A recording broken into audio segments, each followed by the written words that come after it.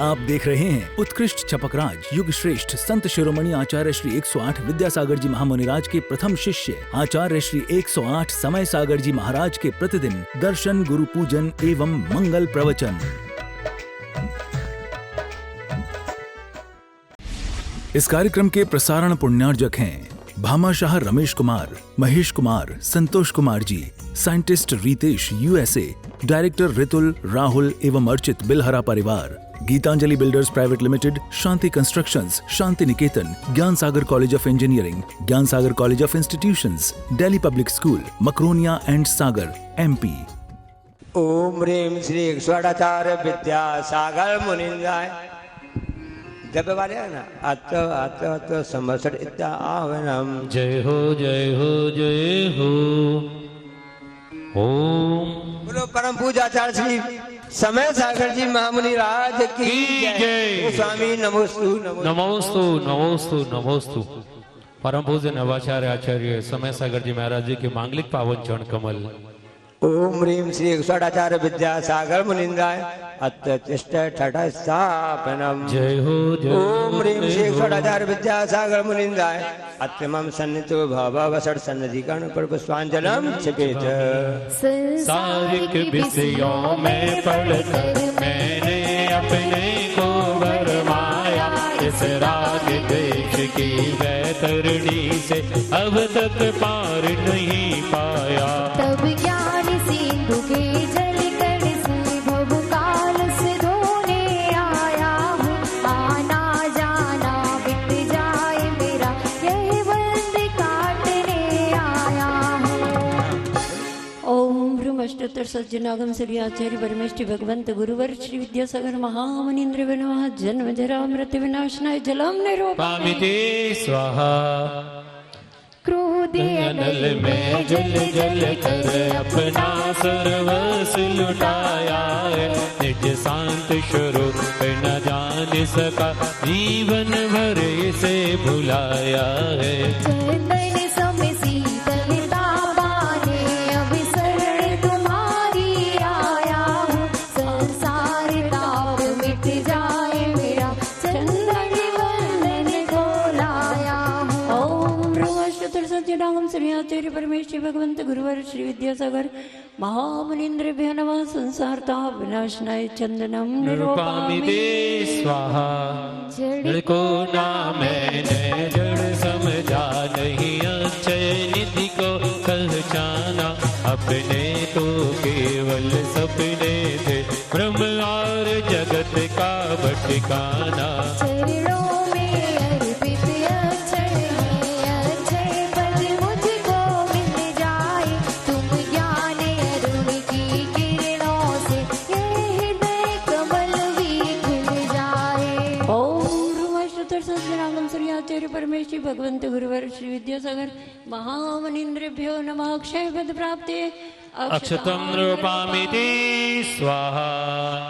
इन विषय भोग की मदिरा पी मैं बना सदा से मत वाला।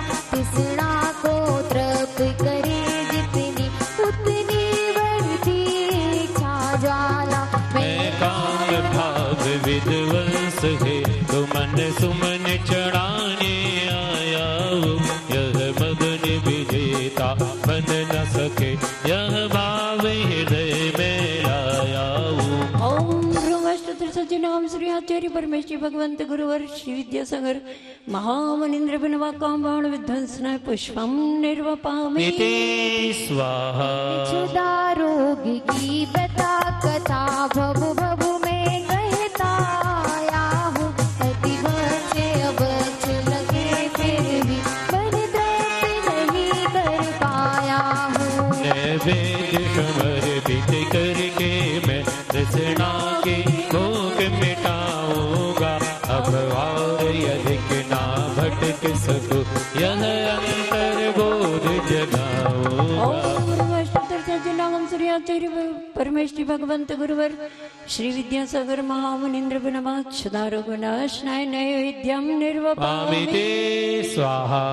मोहाधिकार से व्याकुल हो निज को नहीं मैंने पहचाना। इस राग देश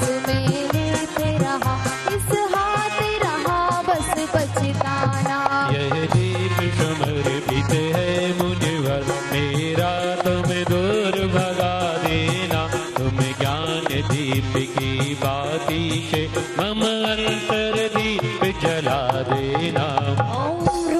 सज्जनागम श्री आचार्य परमेश्वर भगवंत गुरुवर श्री विद्यासागर महामुनीन्द्र विनम मोहांधकार विनाशनाय दीपम निर्वापयामि स्वाहा। शुभ कर्म ने घेरा है, मैंने अब तक यह माना था, बस पाप कर्म तज पुण्य कर्म को चाहे रहा अपनाना था। शुभ अशुभ कर्म शबरी पुदल है, मैं इन्हें जलाने आया हूँ, इसलिए गुरु के चरणों में अब धूप चढ़ाने आया हूँ। सज्जनागम श्री आचार्य परमेश्वर भगवंत गुरुवर श्री विद्यासागर महामुनीन्द्र नमः। अष्टकर्म दैनाय धूपम निर्वापयामि स्वाहा। भोगों को इतना भोगा कि खुद को ही भोग बना डाला, साध्य और साधन का अंतर मैंने आज मिटा डाला। मैं चिदानंद में लीन रहूं, पूजा का यह फल पाना है, पाना था जिसके द्वारा वह मिल बैठा मुझे ठिकाना। सज्जनागम सूर्य आचार्य परमेश्वर भगवंत गुरुवर श्री विद्यासागर महामुनीन्द्र नमः। मोक्ष फल प्राप्ति फलम निर्वापयामि स्वाहा। जग के वैभव को पाकर मैं निस दिन कैसा मस्त रहा, चारों गतियों की ठोकर को खाने में ही अभ्यस्त रहा। मैं हूँ स्वतंत्र ज्ञाता दृष्टा, कैसे क्या नाता है, कैसे अनर्घ पद पा जाऊं, यह अरुण भावना बाता है। सज्जनागम श्री आचार्य परमेश्वर भगवंत गुरुवर श्री विद्यासागर महामुनीन्द्र नमः। अनर्घ पद प्राप्ति अर्घ्यम निर्वापयामि स्वाहा। प्रभु नाम जपने से नव जीवन मिलता है, गुरु नाम जपने से नव जीवन मिलता है। तन मन का मुरझाया उपवन खिलता है, अंतस के काने में एक दीपक जलता है, गुरु नाम जपने से नव जीवन मिलता है। ओम भाव की निर्मल सरिता में अवगाहन करने आया हूँ, सबके सारा दुख दर्द हरो यह अर्घ भेटने आया हूँ।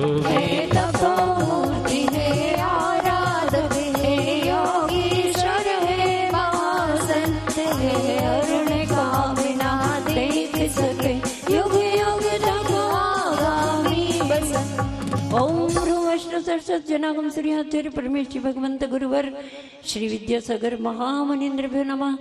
जय माला पूर्णार्घ्यम निर्वापयामि आचार्य भगवंत गुरुवर श्री विद्यासागर जी महामुनि महाराज की जय। आचार्य परमेश्वर भगवंत गुरुवर श्री समय सागर जी महाराज की जय। आज की यह पूजन जो क्षुल्लक वर्ग बढ़िया जी से जबलपुर से यहाँ नहीं आ पाए हैं, उनकी भावनाएं आज पूजन के रूप में समर्पित है। क्षुल्लक वर्धन सागर जी के द्वारा लिखी गई यह पूजन है, वह पूजन यहाँ पर की जा रही है। ये दे दो, उधर दे दो और सबको दे दो। शुरू कर। यूपी 21-18 से गाड़ी खड़ी है यहाँ, वो यहाँ से हटा लें। धन्यवाद। जय बोलो नवाचार्य आचार्य समय सागर जी महाराज की जय। श्रमणों की चर्या को पाले, उनके सिर चरणों में नमन, मौन साधना में नित रमित, जिनको है मेरा वंदन। ज्ञान लहर में गोता खाते ऐसे साधक है पावन, गुरु विद्या के ज्येष्ठ श्रेष्ठ सी समय से परमेष्टि श्री समय सागर जी मुनीन्द्र अत्र उत्तर संभुषित्यावाननम जय हो जय हो जय हो। आचार्य श्री समय सागर जी मुनीन्द्र अत्र तिष्ठाठ स्थापनम जय हो जय हो। ओम ब्रह्माचार्य श्री समय सागर जी मुनीन्द्र अत्र मम सन्नितो भवावषट सन्निधि करणम जय हो जय हो जय हो। जल से धोया मल को मैंने पर पावन ना हुआ ये मन। राग देश के पर भावों से मिटता यह जीवन। समय सारी को नित है बीते ऐसे साधक है पावन। गुरु में जाके श्रेष्ठ श्रेष्ठ जी समय सिंधु को मेरा नमन। और वशतर सचिनाम श्री आचार्य श्री समय सागर मुनीन्द्र बिनवा जन्म जरा मृत विनाशनाय जलम निर्वपामीति। चंदन तन को शीतल करता कैसे कम हो मन की तपन। क्रोध भाव के परिणामों को समता से हम करें सहन। नियम सार में है खो जाते ऐसे साधक है पावन। गुरु में जाके श्रेष्ठ श्रेष्ठ श्री समय सिंधु को मेरा नमन। और सजनाम श्री आचार्य श्री समय सागर मुनीन्द्र बिनवा संसारता विनाशनाय चंदनम निरूपामीति। अस्त व्यस्त सा मेरा जीवन सब पा जाऊं अक्षय धन। अक्षय निधि को निज में पाने करता हूँ पल पल में जतन। योग सार में है रम जाते ऐसे साधक है पावन।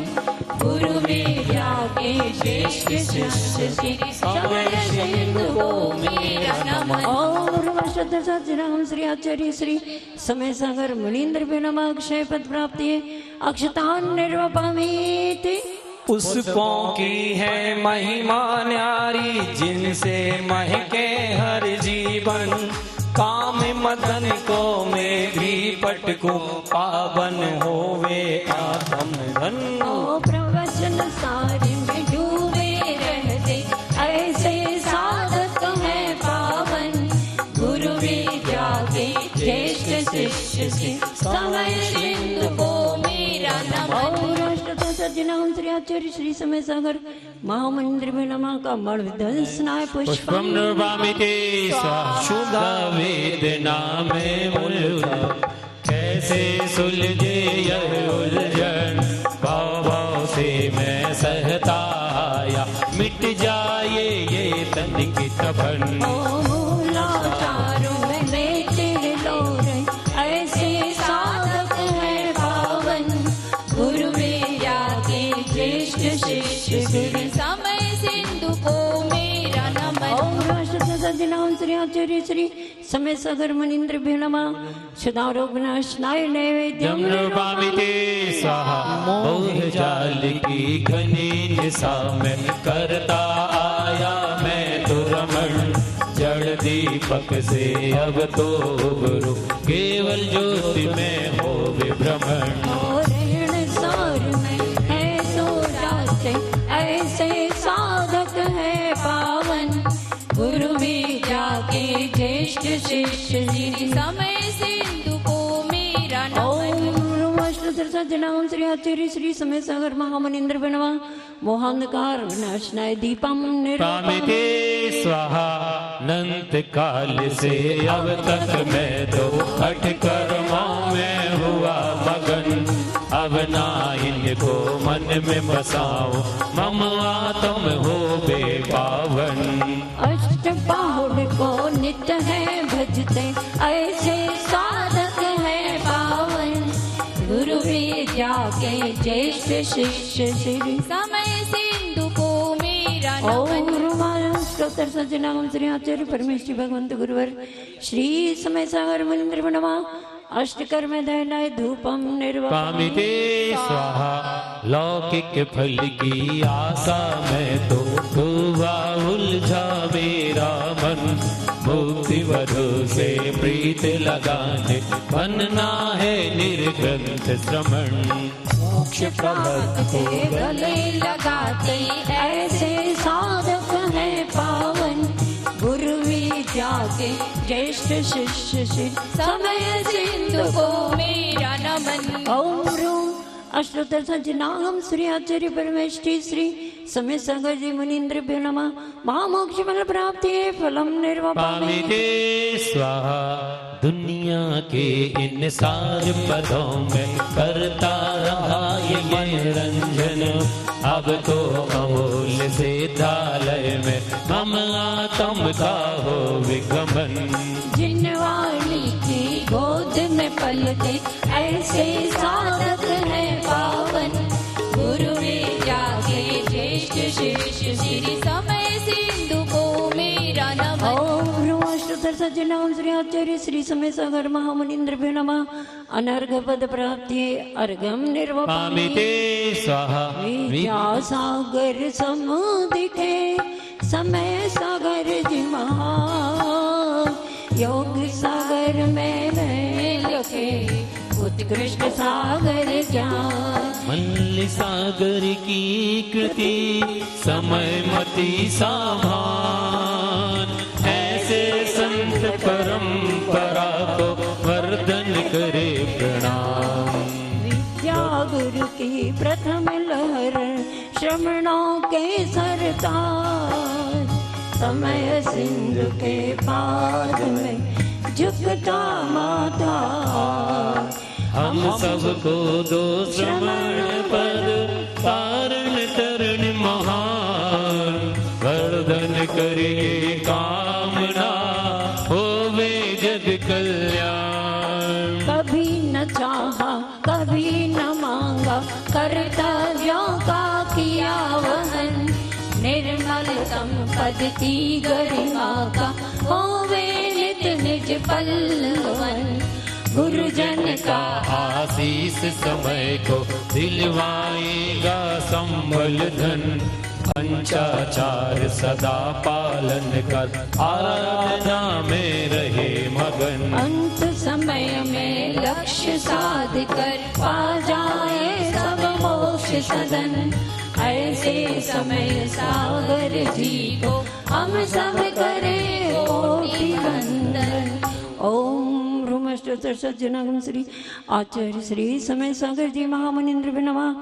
जय माला पूर्णार्घम निरूपामि ते स्वाहा।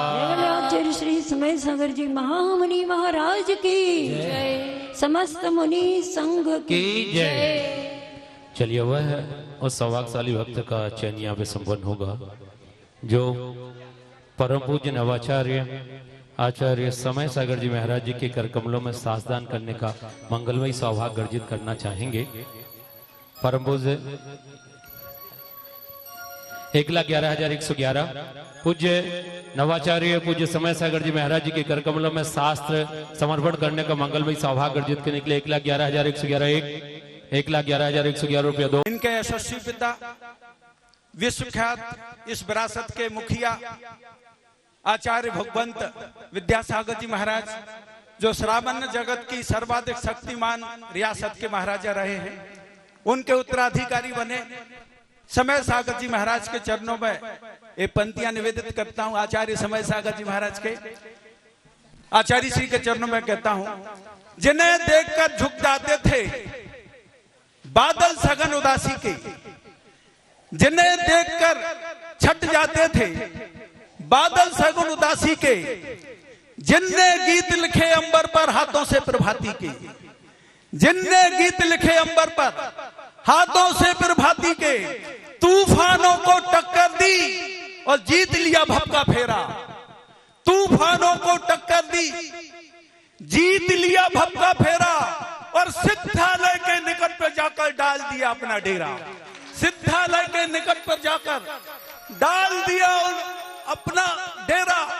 उनके गीत बजेंगे मित्रों, बहुत गौर से सुनना, उनके गीत बजेंगे मित्रों,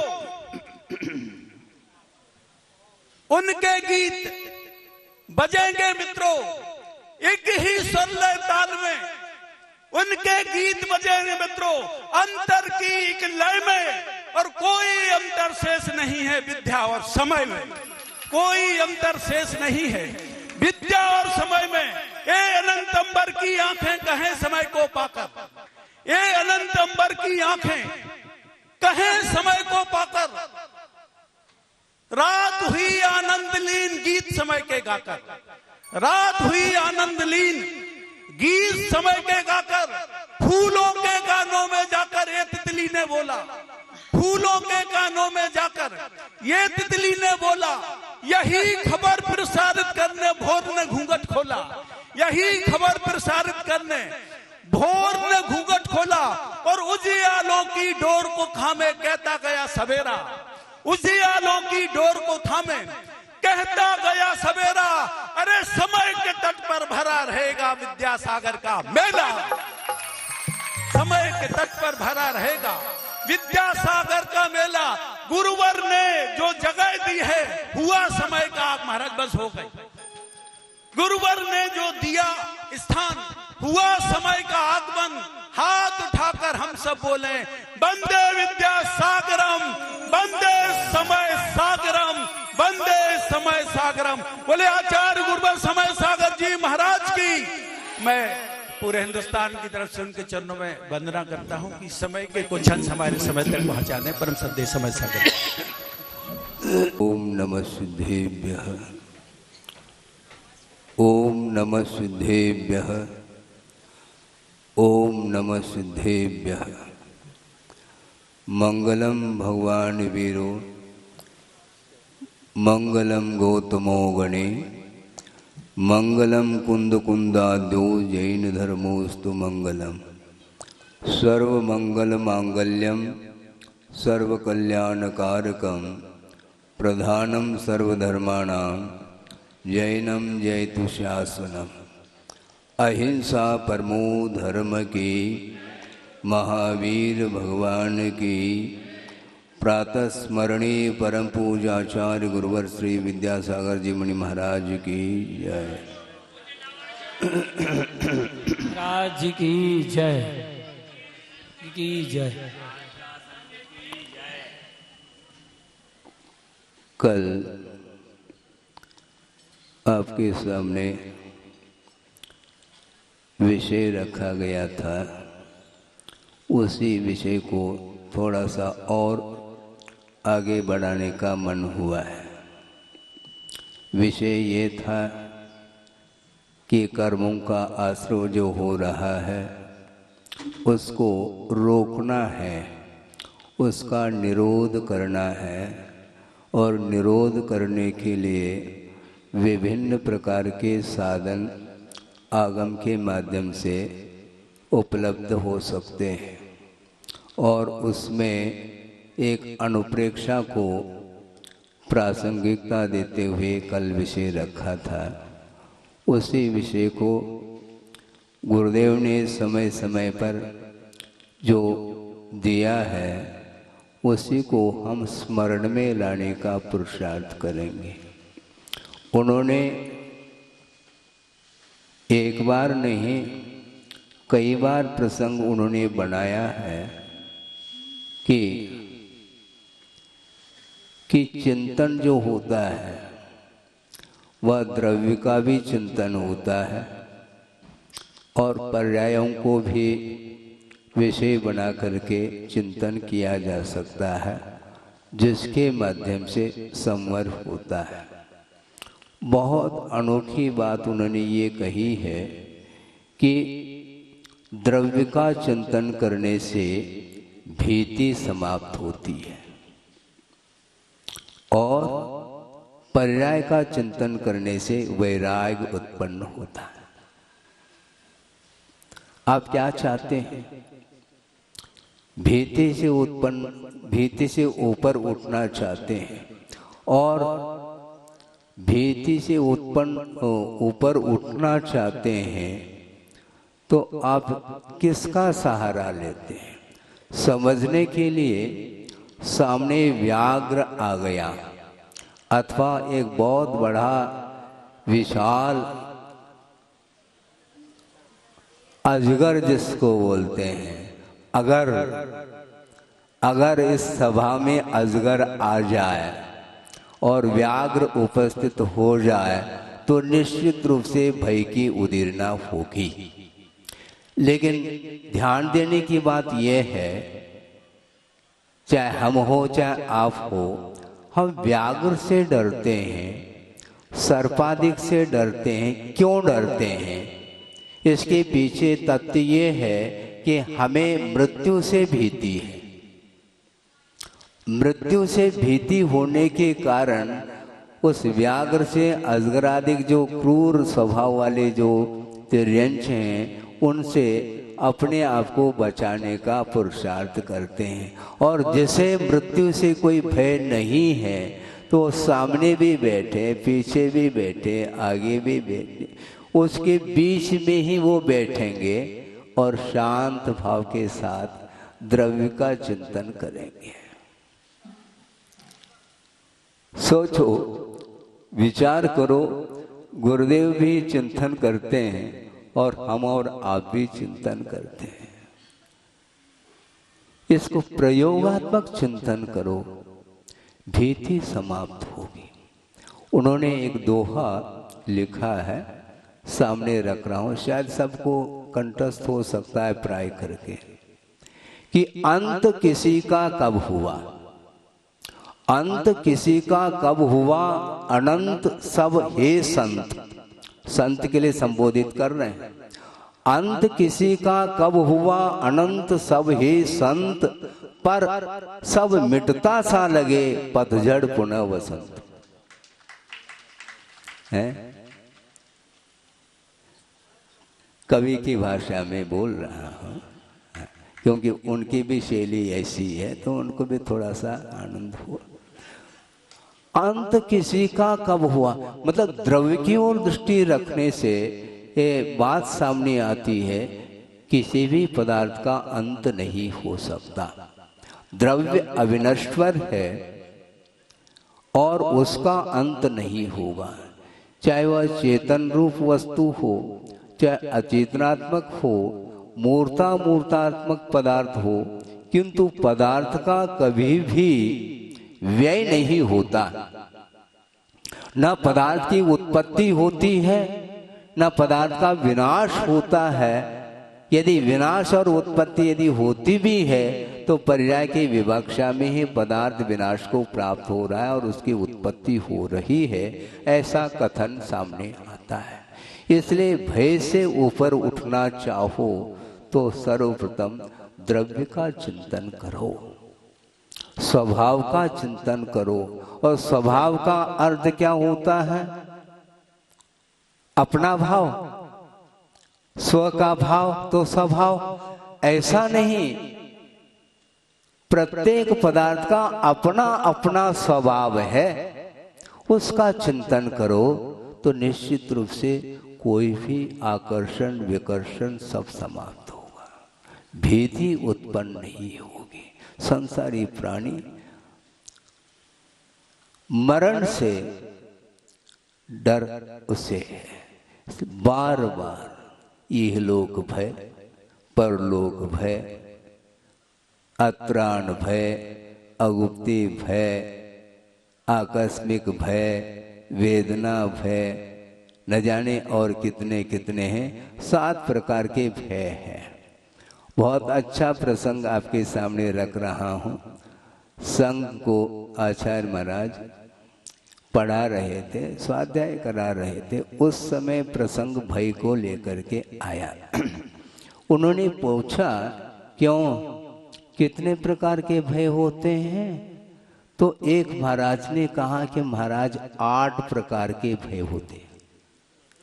तो आचार्य महाराज ने सोचा, अभी तक तो हमने यही पढ़ाया है आगम के माध्यम से, 7 प्रकार के भय होते हैं, 8वां भय कौन सा? महाराज ये 7 प्रकार के भय तो सबको ज्ञात है, 8वां भय वह है जो आपसे डर भीति उत्पन्न होती है, आपसे भीति उत्पन्न होती है। तो उस समय गुरुदेव ने कहा, मुझसे क्यों डरते हो? है?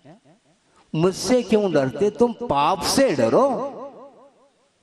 हाँ, पाप भीरू होना चाहिए श्रमण के लिए, डरपोक नहीं है श्रमण। महाराज डर रहा है, वो पाप से डर रहा है, संसार से डर रहा है। और डरना चाहिए, जिसको पाप से भीति नहीं है वो कभी भी कर्म बंध से मुक्त नहीं हो सकता। संसारी प्राणी नरक जाने से डरता है, किंतु नरक के लिए कारणभूत जो सामग्री है उससे बचना नहीं चाहता। साउथ के कुछ लोग सज्जन आए थे, बहुत पुरानी बात कह रहा हूं, सन 87 की बात है। आचार्य महाराज का चातुर्मास तोवंजी में हुआ और चतुर्वेद संघ के साथ हुआ। उस समय अपराह्न वेला में आचार्य भक्ति संपन्न हुई और मेरे पास एक सज्जन आए, वो साउथ के थे, मैं जानता था। और उन्होंने हाथ जोड़ करके निवेदन किया कि महाराज मुझे डर लगता है। किससे डर लगता है? बोलो। नहीं, मुझे डर लगता है महाराज। किससे? महाराज मैं स्वाध्याय करने से मुझे डर लगता है।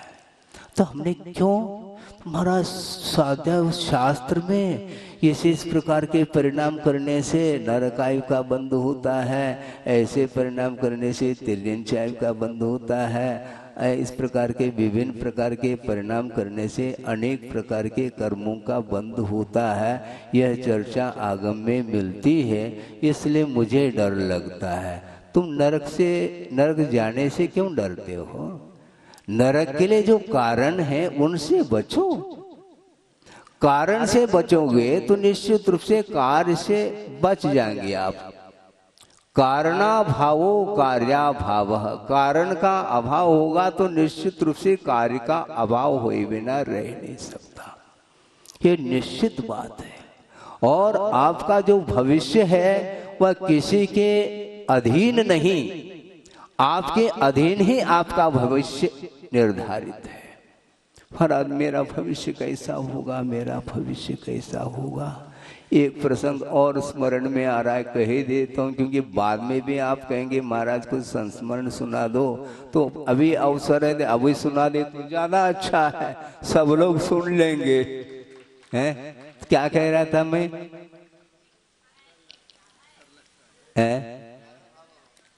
नहीं, बहुत अच्छा, हमें याद आ गया, आपको नहीं आएगा।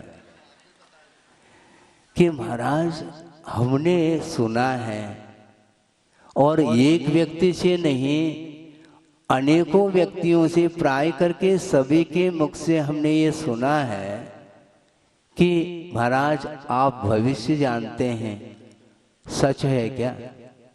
तो इसमें क्या संदेह क्यों रखते हो? तो अच्छा महाराज आप हस्तरेखा जानते हैं? हस्तरेखा देखने की क्या आवश्यकता है?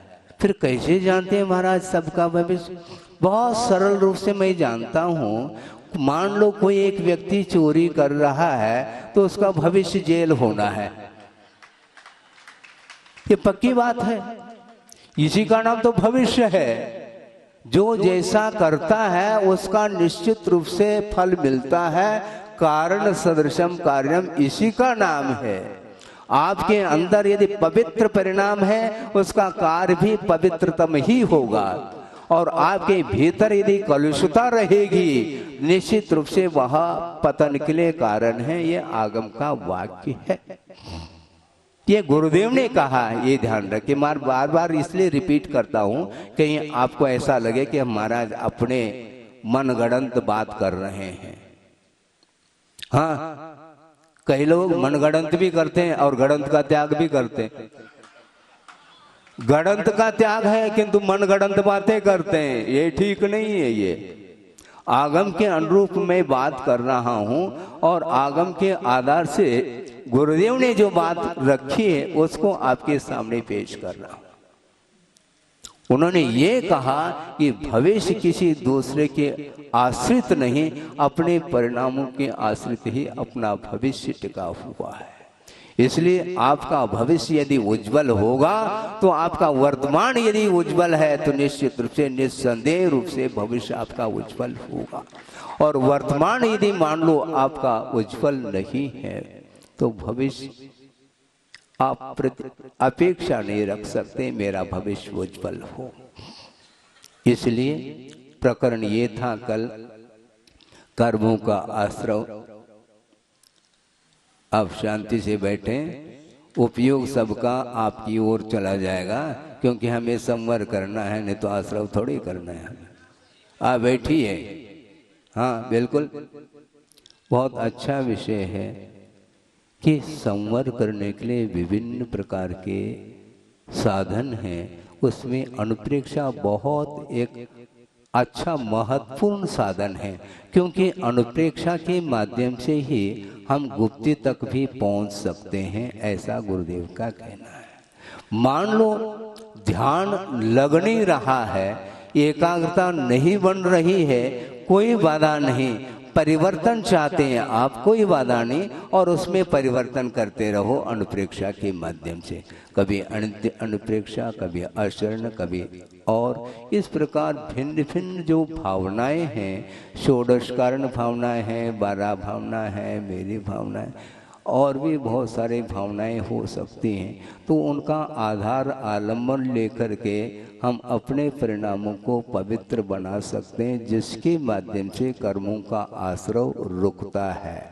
और कर्मों का निरोध, आश्रव का निरोध करना है तो उनका कहना है द्रव्य का चिंतन करो तो भीति समाप्त होगी, और पर्याय का चिंतन करेंगे तो वह नश्वरता क्या है आपके सामने आ सकती है। पर्याय चाहे स्वाभाविक पर्याय हो चाहे वैभाविक पर्याय हो, पर्याय तो नश्वर ही होती है।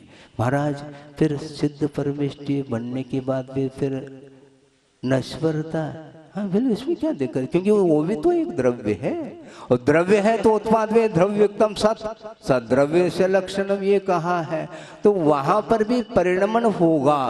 अर्थ पर्याय जिसको बोलते हैं, प्रति समय जो है वह द्रव्य में पर्याय उत्पन्न होती रहती हैं। जिस प्रकार सरोवर में तरंगे उत्पन्न होती रहती हैं, एक क्षण में तरंग उत्पन्न हो जाता है और तत्काल वह विलीन हो जाता है, किंतु सरोवर ज्यों का त्यों विद्यमान रहता है। इसलिए अंत किसी का कब हुआ, अंत नहीं हो सकता, क्योंकि ये द्रव्य का स्वभाव है।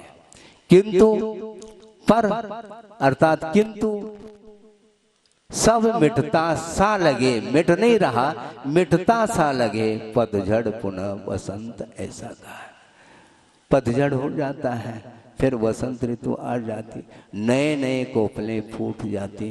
ये धारा है, ये टूटेगी नहीं। इसलिए पर्याय को लेकर के हम यदि चिंतन करते हैं तो वैराग्य निश्चित रूप से होगा। अपनी अपनी बार, जब बारी आ जाती है उस समय नहीं डरना, क्योंकि मृत्यु से नहीं डरना हमें। और वस्तुतः मरण का एहसास किसी को नहीं होता क्या? हम पूछ रहे हैं आपको, मरण का एहसास होता है? बोलो, होता है? नहीं हो सकता है। इसलिए नहीं हो सकता कि मरण एक समयवर्ती परिणति है, उस समय होश हवास किसी को नहीं। और बिफोर जो है ना, मर न जाऊं, मर न जाऊं, मर न जाऊं, इसलिए बिफोर मर जाता है। हाँ, मरण तो समय पर होगा, किंतु वह उसकी भीति के कारण वह अकाल में भी मरण को प्राप्त होता है। इसको बोलते हैं भीति में मर न जाऊं, मर न जाऊं, मर न जाऊं। जीने की इच्छा हमेशा जिजीविषा जिसको बोलते हैं वो बनी रहती है। और दूसरी बात यह है, कुछ ऐसे भी लोगों की धारणा है, इतनी आयु थी महाराज, अच्छी बात है, पहले क्यों नहीं बताए तुमने? इतनी आयु थी तो मरने के पहले बता देते, डेट निश्चित कर लेते, मिनट इतने सेकंड पर ये ऑफ हो जाएगा। आप बोलो, आप कब होता है? नहीं बता सकेंगे। और मरने के उपरांत उसकी उतनी ही आयु थी, ये तो हम भी जानते, फिर छोटा बच्चा भी जानता है, इसमें क्या दिक्कत है। और दूसरी बात यह है कि ये यदि उतनी ही आयु है तो आप ट्रीटमेंट क्यों करते हैं?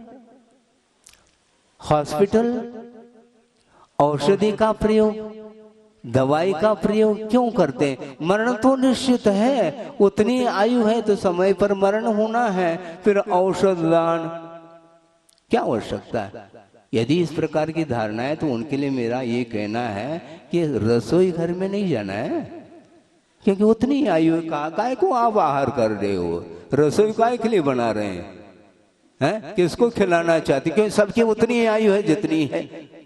कितनी है कोई नहीं बता रहा है, उतनी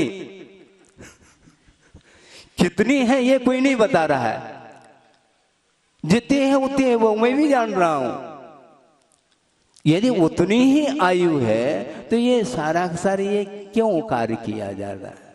दान करो, आहार दान, औषध दान, अभय दान आदि आदि, ये क्यों, इसका प्रावधान क्यों है? इससे स्पष्ट है मरण से कोई नहीं बचा सकता, किंतु गुरुदेव का ये कहना है और आगम सम्मत है कि अकाल मरण से व्यक्ति को बचाया जा सकता है और बचाना चाहिए। इसी का नाम अहिंसा धर्म है।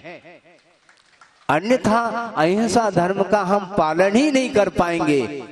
मान लो चल रहे हैं और श्रवण के पैर के नीचे एक क्षुद्र जंतु आकर के मरण को प्राप्त हो गया तो उतनी आयु थी, फिर प्रायश्चित की क्या आवश्यकता है? फिर नीचे दे करके चलो, 4 हाथ दे करके चलो, ये सब क्या है? ये आगम की बातें करना चाहो क्या अपने मनगढ़ंत बातें करना चाहो, बोलो तब उनको बात समझ में आई। आवे अथवा न आवे हमें फिक्र नहीं है, किंतु आगम में जो बात लिखी है आगम का आधार लेकर के धारणा और आस्था का विषय बनाएंगे और उसके माध्यम से ही अपने व्रतों का और चारित्र इत्यादि का निर्दोष परिपालन हम कर पाएंगे। इसलिए बात ये चल रही थी कि वस्तुतः देखा जाए किसी से भय नहीं, भय केंद्र में मृत्यु से भय है।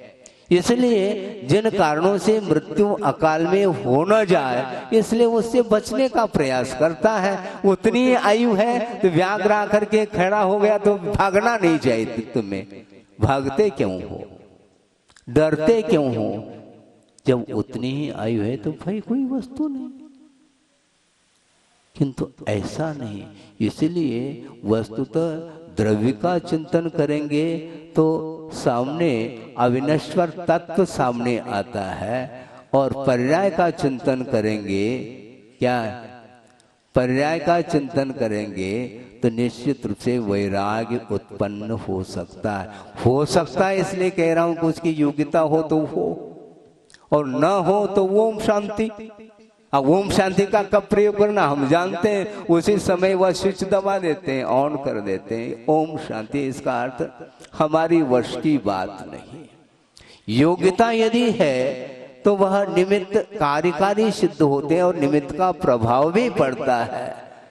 निमित्त प्रभावक है ये तब कहा जा सकता है उसके अंदर योग्यता हो, क्योंकि सामने तीर्थंकर विद्यमान थे, इसके उपरांत भी महाराज जी को समझा नहीं पाए, क्योंकि योग्योपादान योगिनो दृषद स्वर्णता मता, ये नहीं जानते है क्या? नहीं, बिल्कुल आगमिक विषय है ये। इसलिए हमें किसी को आग्रह नहीं करना। गुरुदेव का मैं बार बार गुरुदेव को स्मरण में ला रहा हूं, क्योंकि गुरुदेव की वाणी के ऊपर किसी की अनास्था ना हो, इसलिए उनको स्मरण में ला रहा हूं। ये गुरुदेव का बार बार संकेत है। हम किसी को आग्रह नहीं कर सकते, अनुग्रह कर सकते यदि वो चाहे, पक्की बात है। आपने दुकान खोली, अब दुकान खोलना ये तो आपके अधीन है, किंतु ग्राहक आकर के वस्तु को ले ये दुकानदार के अधीन है क्या? नहीं, कतई नहीं। वह स्वतंत्र है, लेना चाहे तो लेगा, पसंद आए तो लेगा, नहीं पसंद आए तो नहीं लेगा, इसमें क्या दिक्कत है। इसलिए भगवान का कहना है, उनकी आज्ञा है और गुरुओं की भी यही आज्ञा है, जो सामने आकर के मोक्षु भव्य जीव अपनी उत्कंठा उसकी कितनी है और वो अपने भाव व्यक्त करे और विनीत भाव के साथ और सच्चे देव शास्त्र गुरु के प्रति बहुमान रखते हुए, हे भगवान हमारे लिए रास्ता प्रशस्त करो। इस प्रकार बार बार उसके मन से यह शब्द निकल रहे हैं तो निश्चित रूप से समझ लेना कि वह कल्याण करना चाहता है, उसकी भूख है और प्यास है। और जिसकी भूख और प्यास है तो बुझा सकते हैं, और भूख और प्यास नहीं है और बिल्कुल घड़ा सामने रखा हुआ है, घड़ा सामने है, पीने वाला हो तो उसको उस जल की उपयोगिता है, उसकी यूटिलिटी और कोई अंतर नहीं, केवल भाषांतर है उससे। यूटिलिटी करने से वो बहुत बड़ा वो आ गया, क्या है अर्थ तो वही है, उपयोगिता, लेकिन इससे व्यक्ति प्रभावित होता है। आज वर्तमान में ये स्थिति है, कौन कितना किसको प्रभावित कर रहा है इसके ऊपर यह आकलन चल रहा है। भावों की ओर दृष्टि किसी की नहीं है। शब्द एकमात्र भावों तक तो पहुंचाने के लिए एक माध्यम है। किसी भी भाषा का आलम्बन लेकर के वस्तु तत्व को समझना है तो समझ सकते हैं। तो मैं ये कह रहा था, हम आग्रह नहीं कर सकते, अनुग्रह कर सकते, और अनुप्रेक्षा का आधार लेकर के, सुनिए, अनुप्रेक्षा का आधार लेकर के ही हम वस्तु तत्व का चिंतन कर सकते हैं। सही सही हम अपने तरफ से कोई भी छोंक नहीं लगाएंगे, अपने तरफ से उसको रोटी को चुपड़ेंगे नहीं घी से। हम क्यों चुपड़े? चुपड़ी हुई, वो रोटी बनने के पहले चुपड़ी है क्या? बनने के बाद इसका अर्थ आपने चुपड़ लिया उसको। मैं इस प्रकार चुपड़ना नहीं चाहता। ओरिजिनल जो वस्तु है उसका वर्णन हम करना चाहते हैं, अतिरिक्त कुछ भी हम नहीं कहना चाहते हैं, क्योंकि यह भी आगम है, अन्यून मनतिरिक्तम। न न्यूनता को लेकर के न अतिरिक्तता को लेकर के आगम इससे दूर है। याथा तथ्यम विनाश विपरीता, ऐसा कहा है। इसलिए जिसका जैसा स्वरूप है उसका वर्णन, उसका प्रतिपादन आगम ग्रंथों में स्पष्ट रूप से मिलता है। उसके प्रति आस्था रखते हुए और आस्था को मजबूत करते हुए आप चलेंगे तो निश्चित रूप से आप चारित्र के क्षेत्र में कदम रख सकते हैं। इसलिए चारित्र से भी मैं महत्वपूर्ण सम्यक्त को मानता हूं। इसलिए मानता हूं मोक्ष मार्ग की प्रथम सीढ़ी या विज्ञान चरित्रा। तो इसका अर्थ ये नहीं समझना पहले हम अपने जीवन में सम्मेलन प्राप्त कर लेंगे, अगले जीवन में देख लेंगे आगे होशी। ये यदि कहेगी तो मुश्किल हो जाएगा। ऐसा नहीं, एक साथ भी रत्नत्रय की उत्पत्ति हो सकती है और क्रम से भी हो सकता है, किंतु सम्यक दर्शन सम्यक ज्ञान युगपथ है, उसके पश्चात चारित्र भी उत्पन्न हो सकता है अथवा साथ साथ भी हो सकता है। इसलिए चारित्र के क्षेत्र में कदम बढ़ाना चाहो तो चारित्र से भी मैं महत्वपूर्ण सम्यक को देता हूं, क्योंकि सम्यक दर्शन यदि सक्रिय नहीं हो पाएगा तो निश्चित रूप से चारित्र आपका बहुत, चारित्र में निर्मलता आस्था के ऊपर है। सक्रिय सम्य दर्शन क्या है महाराज, उसको भी समझ लो, सोच लो। वात्सल्य एक अंग को हम प्रमुखता दे करके चले तो बात समझ में आ सकती। बहुत सारा विषय, इतना समय तो है नहीं और आगे हम बढ़ाएंगे, कल इसी को बढ़ा सकते हैं। हाँ, ये चैनल चलेगा, ये जिनवाणी चैनल। हाँ हाँ, जो भी है, पारस हो, महावीर हो, कोई भी हो, हाँ हाँ बिल्कुल ठीक है, ये चैनल चलेगा, ये परंपरा, ये स्वाध्याय की। तो मैं ये कह रहा था, क्या कह रहा था, हाँ वात्सल्य अंग। देखो ये वात्सल्य अंग सम्यक दर्शन का है, ये ध्यान रखें। और ये वात्सल्य किसी व्यक्ति विशेष के प्रति नहीं हुआ करता, वात्सल्य साधर्मी के प्रति वात्सल्य। और यहां तक कि कोई मिथ्या दृष्टि भी क्यों ना हो, किंतु सम्यक को प्राप्त करने की उसकी ललक है। आखिर दूसरी बात यह है कि आप सम्यक दर्शन को किसको प्राप्त कराएंगे, मुझे बताओ। जो सम्यक दृष्टि है उसको क्या प्राप्त कराना, ऑलरेडी है उसके पास सम्यक। तो जिसके पास सम्यक तो नहीं है, तो धर्म श्रवण के माध्यम से उसको सम्यक दर्शन प्राप्त कराना चाहते हैं। तो जिसको प्राप्त कराया जा रहा है उसके प्रति आपकी यदि उपेक्षा दृष्टि होगी, तो निश्चित रूप से आप उसको सम्यक दर्शन प्राप्त नहीं करा पाएंगे, ये उतना ही सत्य है। इसलिए उसके प्रति भी वात्सल्य रखने की बात आती है। हाँ निश्चित बात है। और वात्सल्य सम्यक दर्शन का अंग है। व्यक्ति विशेष के प्रति यदि झुकाव है तो निश्चित रूप से व्यापकता उसमें नहीं रहेगी। दूसरी बात, वात्सल्य और स्नेह है, इन दोनों में फर्क क्या है, अंतर क्या है, इसको भी हमें संक्षेप से समझना है। प्रमाद का यह भेद है स्नेह, और वात्सल्य सम्यक दर्शन का अंग है। और स्नेह के कारण व्यक्ति विशेष के प्रति झुकाव वह चिपक जाता है, उसके अंदर गुण हो अथवा न हो इसका कोई ख्याल नहीं रखता, किंतु वह चिपक जाता है। और सबसे उदाहरण तो बड़ा उदाहरण ये दे रहा हूं कि राम का लक्ष्मण के प्रति वात्सल्य नहीं था, स्नेह था। समझ रहे, वो क्षयिक सम्यक दृष्टि है। इसके उपरांत भी वात्सल्य यदि होना है तो केवल लक्ष्मण के प्रति क्यों, अन्य लोगों के प्रति भी तो उतना गाढ़ स्नेह होना चाहिए, नहीं हो सकता। ये असंयम की भूमिका में इस प्रकार वह प्रमाद बढ़ता चला जाता है। इसलिए प्रमाद हमारे लिए अभिशाप सिद्ध होता है और वात्सल्य हमारे लिए वरदान सिद्ध होता है। वात्सल्य के माध्यम से ही प्रभावना होने वाली है, और वात्सल्य नहीं है तो कौन सी प्रभावना, मुझे बता दो। केवल प्रवचन देने का नाम थोड़ी प्रभावना है, नहीं।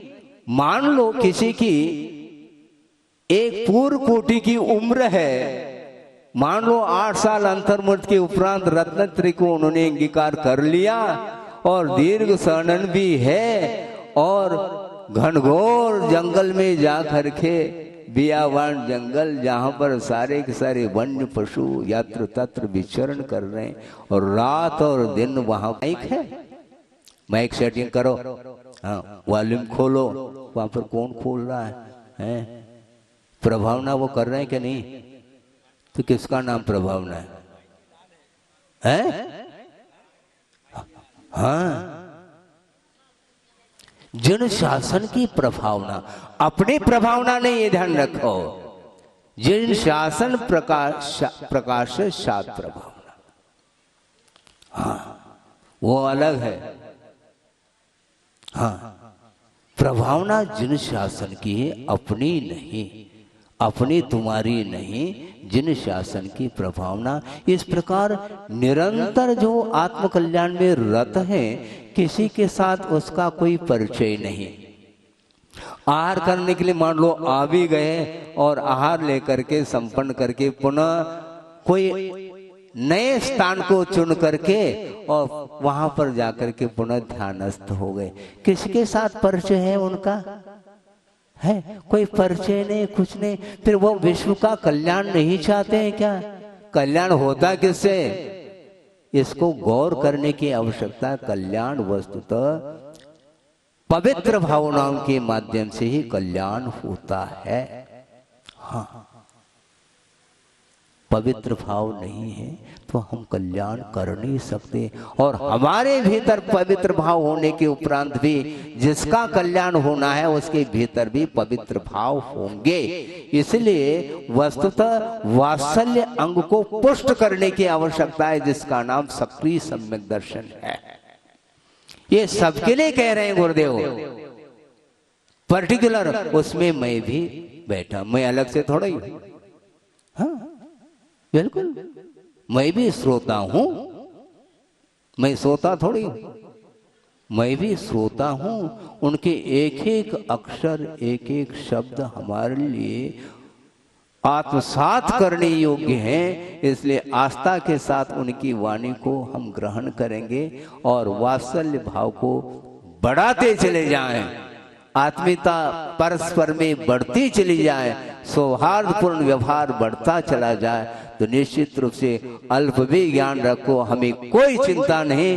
प्रभावना निरंतर गुरुदेव की प्रभावना होती रहेगी। ये आशय मेरा आज का जो वक्तव्य, उसमें ये आशय संवर को केंद्र में रख के आपके सामने विषय रखा है।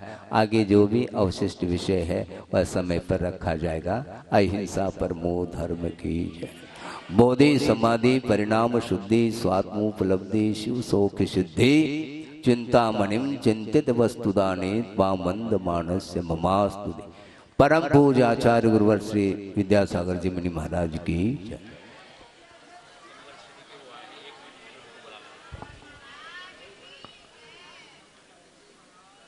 हमारे बीच में मुरादाबाद से तीर्थंकर महावीर यूनिवर्सिटी के कुलाधिपति एस के जैन साहब यहाँ हैं। पूरे सम्मान के साथ उन्हें आमंत्रित करेंगे। पूज्य आचार्य नवाचार्य श्री के कर कमलों में साथ समर्पित करेंगे। आप सभी 2 मिनट और बैठिएगा। 2 मिनट आप सबका समय चाहते हैं, केवल 2 मिनट का बैठ जाए थोड़ा शांति के साथ। हाँ भैया आ जाए। और अनिल एक मिनट सामने से साइड करो, सबको सामने साइड करो। और अपनी बात आपके बीच में हमारे कुलाधिपति जो हैं, जो इन्होंने अपनी यूनिवर्सिटी में विशेष जैन समाज के छात्रों के लिए विशेष जो प्रोत्साहन के रूप में इन्होंने अपनी व्यवस्था दी, आपके बीच में रखेंगे सम्मानीय एस के जैन साहब। बोलो देवादिदेव आदिनाथ भगवान की, आचार्य श्री विद्यासागर जी महाराज की, आचार्य श्री समय सागर जी महाराज की, समस्त संघ की। बस 1 मिनट लूंगा भाई साहब, जरा पीछे हो जाए, साइड हो जाए, साइड हो जाए। आचार्य श्री, बड़े आचार्य श्री ने मुझे आशीर्वाद दिया था कि मैं यूनिवर्सिटी भी बनाऊं और जैन बच्चों को स्कॉलरशिप के साथ लौकिक और सांसारिक दोनों ज्ञान दूं। मैं आज वहाँ हर तरह की विद्या, चाहे वो डॉक्टर बन रहे हो, चाहे वो पोस्ट ग्रेजुएट डॉक्टर बन रहे हो, चाहे वो MBBS, चाहे वो MD, MS, चाहे उसके बाद की शिक्षा और बाकी सारी तरह की शिक्षा, जिसमें 15,000 छात्र हैं और 1500 जैन छात्र हैं। आशीर्वाद में मुझे एक और आशीर्वाद भी मिला था कि मैं उन सबको स्कॉलरशिप ज्यादा से ज्यादा दूं। जिस दिन से वो आशीर्वाद मिला था, पूरे भारत के जैन स्टूडेंट्स को मैं 10 करोड़ रुपए प्रति वर्ष स्कॉलरशिप दे रहा हूँ।